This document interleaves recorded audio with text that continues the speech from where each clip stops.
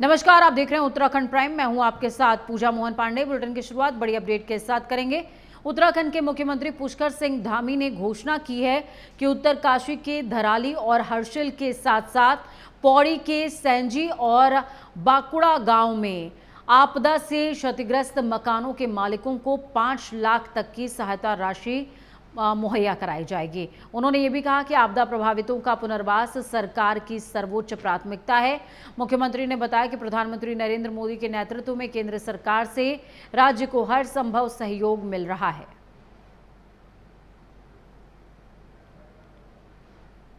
आपदा के बाद हमारी सबसे बड़ी जो प्राथमिकता थी वो सभी लोगों को सुरक्षित बाहर निकालना, और हमने वो काम प्रारंभ किया। हालांकि मौसम में एक बड़ी चुनौती वहां पर हमेशा रहता है, लेकिन स्टेट के हेलीकॉप्टर और सेना के चिनूक, एमआई, इन सब की मदद से 1000 से भी ज्यादा लोगों को आज तक वहां से रेस्क्यू किया जा चुका है।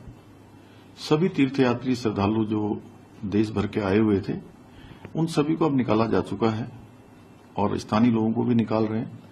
और आज ये काम हमारा लगभग पूरा हो जाएगा, और कुछ बचेगा तो उसको कल प्रातःकाल फिर से रेस्क्यू करके उसको पूरा करेंगे। अतिरिक्त लोगों का पुनर्वास करना, लोगों को सहायता करना, लोगों के लिए वहां पर राशन इत्यादि की व्यवस्था करना, हमने तय किया है कि जो भी प्रभावित परिवार हैं उनको अगले 6 माह का राशन जो है हम उपलब्ध कराएंगे। इसके अतिरिक्त जो कल एक आपदा राहत की जो राशि होती है मानकों की, वो देने का काम वहां पर प्रशासन ने किया। हालांकि कुछ लोगों ने इसको भी अनावश्यक रूप से इशू बनाने का प्रयास किया है। इस समय इशू बनाने का नहीं है। हम सभी को चूंकि संपूर्ण प्रकार की जो सहायता होती है वो सहायता उपलब्ध कराएंगे। ये हमारा संकल्प है, और हम लोगों का वो गांव फिर से आए, और उनकी आपदा बहुत बड़ी आपदा है और सभी कुछ चला गया, तबाह हो गया, तो उसके अनुरूप जो मानक हैं उन मानकों के अतिरिक्त भी हम काम कर रहे हैं। 5 लाख रुपए की जो सहायता राशि है वो सभी के लिए आज जारी कर रहे हैं। उत्तराखंड में आपदा के बीच राहत और बचाव अभियान तेजी से किया जा रहा है। आज शाम 4 बजे तक की अगर बात की जाए तो आंकड़ों के मुताबिक आईटीबीपी मातली कैंप तक 286 लोगों को सुरक्षित पहुंचाया गया, तो वहीं 153 लोगों को चिन्याली सौंड हवाई पट्टी तक रेस्क्यू करके लाया गया है ताकि उन्हें आगे सुरक्षित स्थानों तक भेजा जाए। इसके अलावा 10 लोगों को देहरादून एयरलिफ्ट किया गया, जहां उन्हें चिकित्सकीय जांच और आवश्यक मदद दी जा रही है।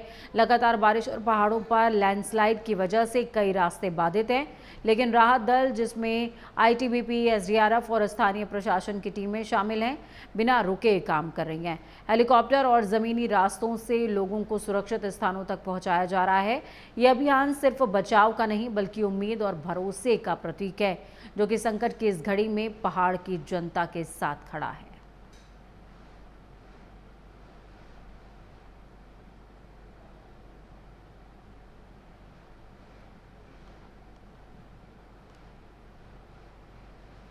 उत्तराखंड के उत्तरकाशी जिले में आपदा के बीच राहत और बचाव का अदम्य साहस नजर आया। धराली में गंगा पर बना पुल तेज बहाव में बह जाने के बाद बीआरओ और पीडब्ल्यूडी के इंजीनियर्स और मजदूरों का दूसरी ओर आपको बता दें फंस जाना किसी संकट से कम नहीं था, लेकिन मौके पर मौजूद उत्तराखंड पुलिस और एसडीआरएफ के जाबाज जवानों ने बिना वक्त गवाए जान जोखिम में डालकर इन सभी को सुरक्षित बाहर निकाला, पार करवाया। जवानों ने कंधे पर लाद कर रस्सियों के सहारे उफनते बहाव को चीरते हुए एक एक व्यक्ति को, ये नज़ारा सिर्फ राहत अभियान का नहीं लगा, ये कर्तव्य का नज़ारा है, साहस और मानवता की मिसाल है। पहाड़ में आपदा का खतरा हर पल मंडराता है, लेकिन इन जाबाजों की बहादुरी और तत्परता ने एक बार फिर साबित कर दिया कि संकट की घड़ी में पुलिस और बचाव दल ही सबसे बड़ी ताकत होते हैं, जो कि हर कीमत पर जिंदगी बचाने के लिए आगे लड़ते भी हैं और खड़े भी होते हैं।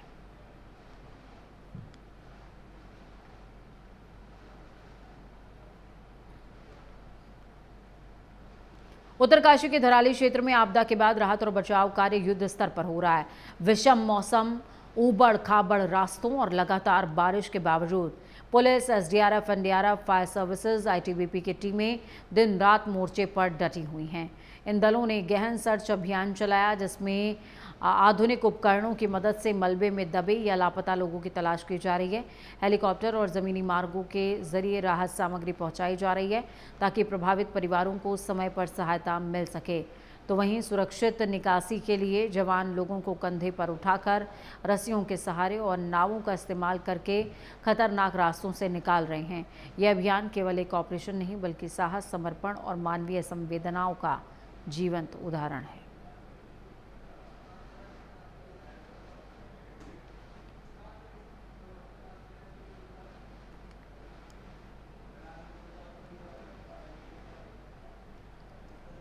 उत्तरकाशी के धराली में बादल फटने से भारी तबाही मची। लापता लोगों की तलाश जारी है। आपदाग्रस्त क्षेत्र में फंसे लोगों को सुरक्षित स्थानों पर पहुंचाने के लिए आईटीबीपी का राहत अभियान लगातार जारी। सुबह से ही हेलीकॉप्टर के जरिए लोगों को मातली और चिन्याली सौड़ लाया जा रहा है। राहत दल ने अब तक कई चक्कर लगाकर लोगों को सुरक्षित स्थानों तक पहुंचाया है। आज सुबह 10 बजे तक कुल 190 लोगों को सुरक्षित स्थानों से मातली और चिन्याली सौड़ शिफ्ट किया जा चुका है। बचाव कार्य में जुटी टीमें लगातार प्रभावित क्षेत्रों में फंसे लोगों को निकालने और उनकी सुरक्षा सुनिश्चित करने में लगी हुई हैं।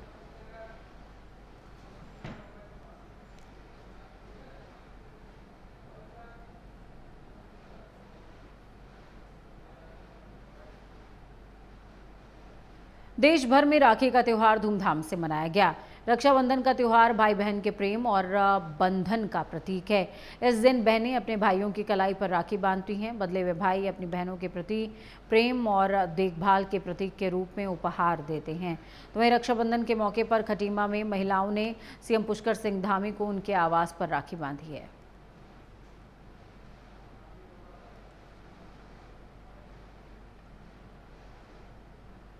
कल डोईवाला दौरे पर जाएंगे सीएम पुष्कर सिंह धामी। बड़ी अपडेट आपके साथ साझा कर रहे हैं।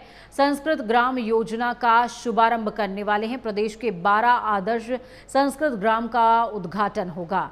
मुख्यमंत्री पुष्कर सिंह धामी वर्चुअली करेंगे लोकार्पण। सीएम के कार्यक्रम को लेकर तैयारियां पूरी हो चुकी हैं। प्रदेश भर के 12 आदर्श संस्कृत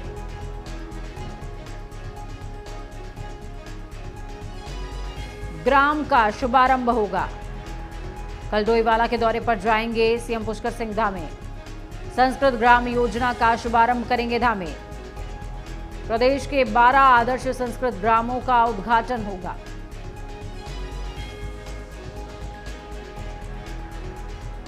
आपको बता दें कि प्रदेश सरकार लगातार जड़ों को सहेजने का, संस्कृति को सहेजने का काम करती है और इस दिशा में संस्कृत ग्राम योजना। स्वास्थ्य मंत्री डॉक्टर धन सिंह रावत ने आपदाग्रस्त चिपलघाट और कलगड़ी गांव का दौरा करते हुए स्थितियों का जायजा खुद लिया है। उन्होंने प्रभावित परिवारों से मुलाकात करते हुए उनकी समस्याओं को सुना, हर संभव मदद का आश्वासन दिया, भरोसा दिया। मंत्री ने बताया कि मुख्यमंत्री और सरकार के सामूहिक प्रयासों से 48 घंटे में बेली ब्रिज कलगड़ी पहुंचा दिया गया है। आने वाले कुछ दिनों में नया और मजबूत पुल तैयार हो जाएगा, जिससे आवागमन में किसी तरह की दिक्कत ना हो। मंत्री रावत ने यह भी कहा कि आपदा की इस घड़ी में सबसे पहले प्रभावित लोगों की जान बचाना और फिर उन्हें राहत सामग्री, आवास और अन्य सुविधाएं उपलब्ध कराना सरकार की प्राथमिकता है। उन्होंने आश्वासन दिया है कि राहत और पुनर्वास कार्य तेजी से जारी है।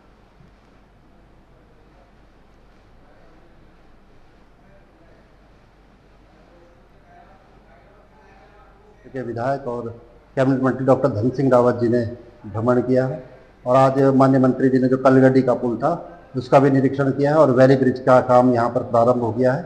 और माननीय सांसद जी ने भी कल माननीय सड़क परिवहन मंत्री जी से जो आपदा आई है इसके संबंध में वार्ता की है और NHAI के अधिकारियों को माननीय मंत्री जी ने निर्देश दिए हैं जो मार्ग हमारे खराब हैं उनको ठीक करने के लिए। और माननीय सांसद जी ने भी आज ही दूरभाष पर मुझे अवगत कराया और जो अपना ये पाबो ब्लॉक है इसमें जो बुरासी है इसमें उन्होंने 5 लाख रुपए, सैंजी जिसमें कि सबसे ज़्यादा आपदा आई है उसको 10 लाख रुपए, फलद्वाड़ी में 5 लाख रुपए और थैली सैंड ब्लॉक के कांडई और जमदरिया को 5-5 लाख रुपए और खिरसू विकास खंड के जोगड़ी में 5 लाख रुपए सांसद निधि से देने की घोषणा की है। देखिए, अभी जो बहुत बड़ी आपदा आई थी हमारे क्षेत्र में, तो हमारा 121 से NH है, उसमें कलगड्डी में लगभग 40 मीटर का पुल बह गया था। और मैं NHI को बहुत बहुत बधाई देना चाहता हूँ, भारत सरकार को, बल्कि सरकार को, कि 2 दिन में हम लोग इस पुल को यहाँ पे लाने में सफल हुए हैं। मुझे लगता है कि 4-5 दिन में जो है ये पुल बन के यहाँ पे तैयार हो जाएगा। वैली ब्रिज के लिए मैंने पहले निर्देश दिए थे अपने NH के अधिकारियों को, और आज यहाँ पे आ चुका है। और मुझे लगता है कि 4-5 दिन में हमारा पूरा रोड अब शुरू हो जाएगी, ताकि यहाँ की पूरी जो सप्लाई चेन है पूरी बंद हो गई थी। यहाँ थैली सैंड से लेके पूरा हमारा बेज रोड पूरा यहीं से सारा सप्लाई होता है, लेकिन काफ़ी हमारे यहाँ क्षेत्र में। नैनीताल सरोवर नगरी और हल्द्वानी में भाई बहन के स्नेह का पर्व रक्षाबंधन हर्षोल्लास से मनाया गया।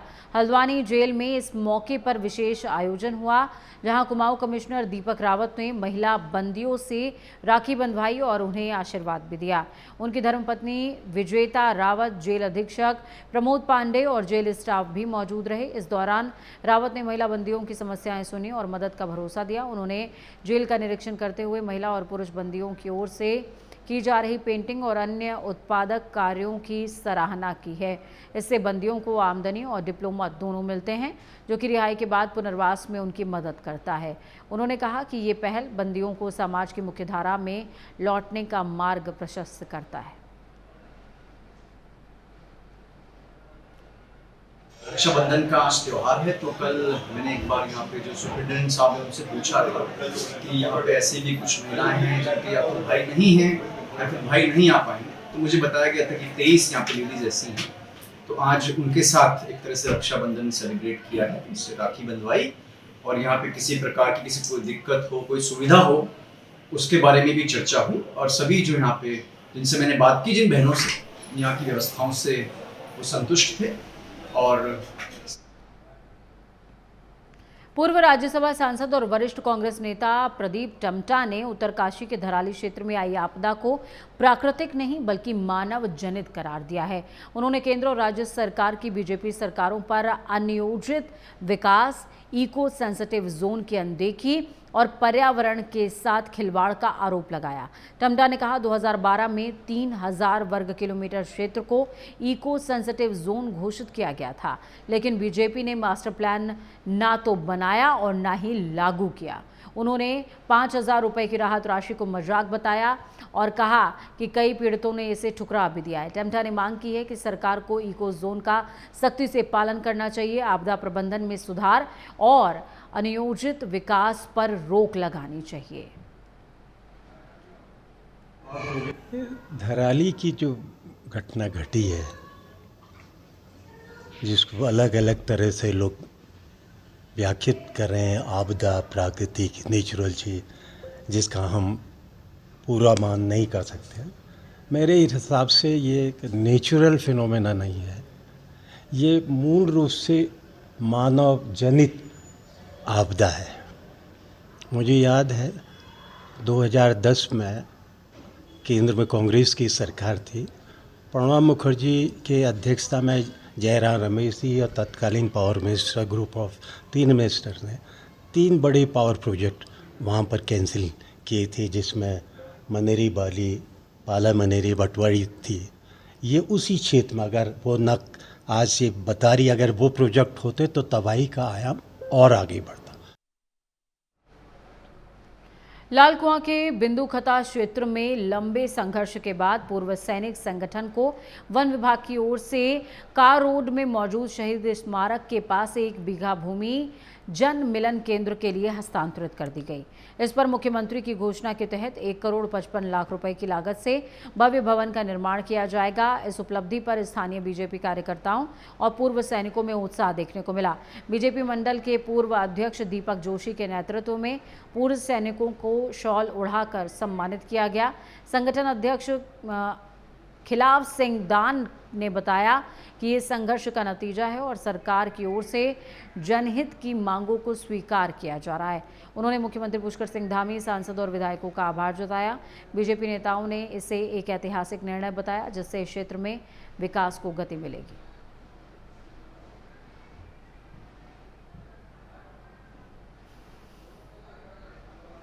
जी बिल्कुल। देखिए, बिंदु खत्ता के अंदर पूर्व सैनिक संगठन जनहित में बहुत अच्छे और अनेकों कार्य कर रही है। जैसे कि मैं आपको बताऊं, पिछले 5-6 वर्षों से पूर्व सैनिक संगठन बिंदु खत्ता ने बिंदु खत्ता में कहीं पर ऐसा स्थल नहीं था जहां कि कई लोग बैठ सकें, अपने कुछ पीड़ित लोगों के आयोजन हो सकें, या कई इस तरीके का कोई भवन नहीं था, या पूर्व सैनिक के जो वीरांगनाएं हैं उनको कोई प्रशिक्षण वगैरह ये मिल सके। उसके लिए उन्होंने प्रयास किया। प्रयास करने के बाद आज शहीद स्मारक के बगल में 1 बीघा ज़मीन हस्तांतरण होके स्वीकृति मिल गई है। तथा यही नहीं, पूर्व सैनिक ने इससे पहले बिंदु खत्ता के गोला नदी में माननीय अजय वड़ जी के माध्यम से एक मुक्तिधाम क्रियाशाला। रुड़की की आवास विकास कॉलोनी में एक कार्यक्रम का आयोजन हुआ जब हरियाणा विधानसभा के अध्यक्ष हरविंदर सिंह कल्याण नरेश चौधरी के आवास पर पहुंचे हुए थे। उनके आगमन पर बीजेपी विधायक प्रदीप बत्रा, बीजेपी जिला अध्यक्ष डॉक्टर मधु चौधरी सहित बड़ी तादाद में पार्टी कार्यकर्ता और स्थानीय लोगों ने जोरदार स्वागत किया। कार्यक्रम का माहौल उत्साह और जोश से लबरेज नजर आया, जहां नेताओं और कार्यकर्ताओं ने उनका अभिनंदन करते हुए पार्टी की एकजुटता का संदेश दिया है। इस मौके पर क्षेत्र के कई प्रमुख बीजेपी नेता और समर्थक भी मौजूद रहे। स्वागत कार्यक्रम के बाद हरविंदर सिंह कल्याण हरिद्वार के लिए रवाना हुए, जहां वो 10 अगस्त को आयोजित होने वाले एक विशेष कार्यक्रम में हिस्सा लेंगे। ये मुलाकात और स्वागत समारोह न केवल क्षेत्र में राजनीतिक चर्चा का केंद्र बना, बल्कि आने वाले कार्यक्रमों के लिए उत्साह भी बढ़ गया। आज मान्यवर हमारे यहाँ माननीय सभापति हरियाणा विधानसभा अध्यक्ष जी का प्रोग्राम था और ये पारिवारिक प्रोग्राम था। तो उसमें उन्होंने इच्छा व्यक्त की थी कि हम भाई बीइंग संबंधी आपके यहाँ आना चाह रहे हैं। तो इस उपलक्ष्य में वो त्यौहार के दिन भी था, आज त्यौहार भी था, रक्षाबंधन का त्यौहार था, तो इस उपलक्ष्य में वो यहाँ से निकलते हुए आगे गए हैं। हरिद्वार का प्रोग्राम है, तो यहाँ घर पे थोड़ा पारिवारिक संबंध थे, पारिवारिक परिवार प्रोग्राम की वजह से यहाँ पे आए थे। जो हमारी रोड बिरादरी है वहाँ पर हमारे पहले भी स्पीकर रहे ईश्वर सिंह जी। तो आप ये समझिए कि बहुत सीनियर एमएलए थे और 4-5 बार के एमएलए स्पीकर भी रहे। तो एक हमारे समझिए कम्युनिटी की ये विरासत है स्पीकर का पद। तो वही स्पीकर का पद अब हरविंदर सिंह जी को इस बार मिला है। तो पूरी रोड बिरादरी में खुशी है। हालांकि उत्तर प्रदेश उत्तराखंड में तो बहुत कम लोग हैं हम संख्या में, वहाँ संख्या में भी बहुत हैं और हमारे विधायक भी हैं। तो ये उनकी एक रिलेशन में विजिट थी, कोई पब्लिक विजिट नहीं है। लेकिन इसमें कल को यहाँ हरिद्वार में हमारी एक रोड धर्मशाला है, क्षत्रिय रोड धर्मशाला, बहुत पुरानी एस्टेब्लिश हुई थी 1925 में। रुड़की के मंडावली गांव में पिछले 4 दिनों से खेतों, कब्रिस्तान, शमशान और स्कूल में पानी भर जाने से ग्रामीण परेशान हैं। विरोध के बाद नायब तहसीलदार ने मौके पर पहुंचकर ग्राम प्रधानों से बातचीत करी और जल्द ही समाधान का आश्वासन भी दिया है। ग्रामीणों का आरोप है कि फसलें बर्बाद हो चुकी हैं, बच्चों की पढ़ाई ठप है और अंतिम संस्कार तक मुश्किल हो सकता है। उनका कहना है कि एनएच अधिकारियों की ओर से हाईवे का नाला अधूरा छोड़े जाने की वजह से ही जल जमाव की समस्या पैदा हुई और मंडावली गांव में 4 दिनों से जल जमाव है।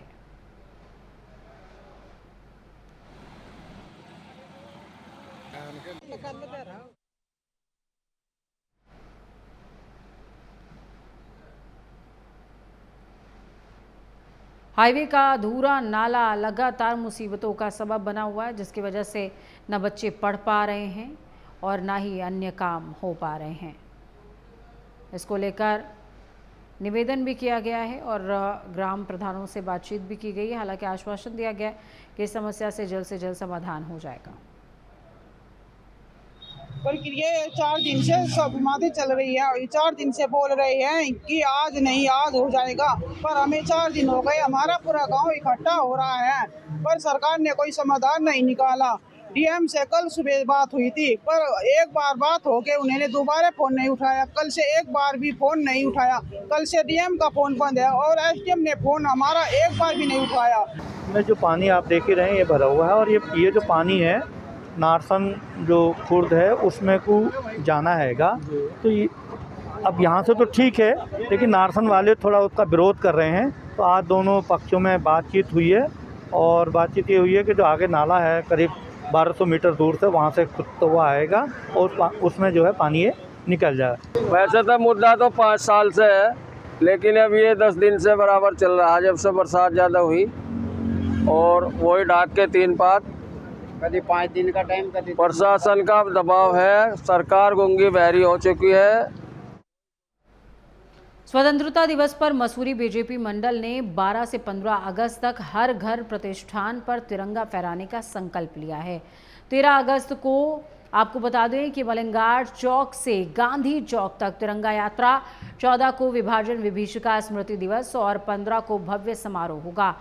प्रभारी रतन सिंह चौहान ने पीएम मोदी के विकसित भारत 2047 विजन और योजनाओं की सराहना करते हुए कांग्रेस पर देश के विकास में विफल रहने का आरोप लगाया है।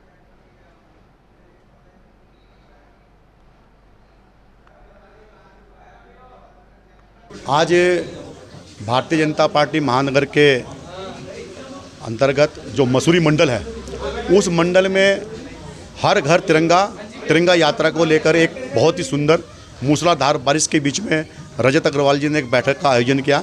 इस बैठक में मुझे मंडल के प्रभारी के रूप में आने का सौभाग्य मिला। मैं आपके माध्यम से पूरे क्षेत्र की जनता को, कार्यकर्ताओं को बताना चाह रहा हूं कि भारतीय जनता पार्टी एक सेवाही संगठन के अंतर्गत काम करती है, और भारतीय जनता पार्टी का एक एक कार्यकर्ता 24 घंटे 12 महीने 365 दिन समाज के बीच में रह के, जनता के बीच में रह के, समाज के हितों के साथ देश को आगे बढ़ाने का काम करता है।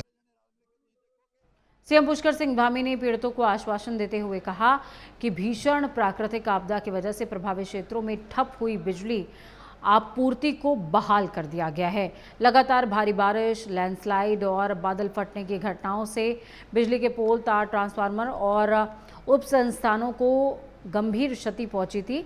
सौर ऊर्जा और माइक्रो हाइड्रो ग्रिड से निरंतर क्षेत्र में बिजली आपूर्ति की जा रही है।